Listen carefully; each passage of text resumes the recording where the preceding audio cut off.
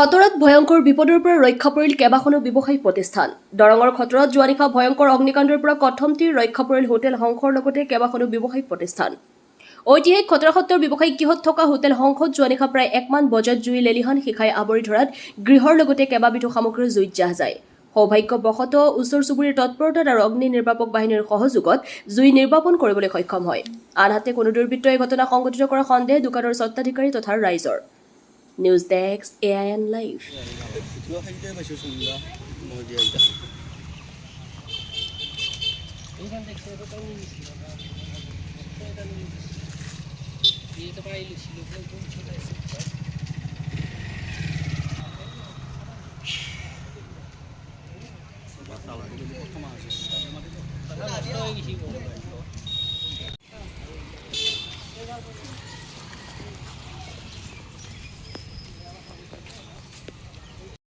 যিকোনো খবৰ আৰু বিজ্ঞাপনৰ বাবে যোগাযোগ কৰক 7896121996।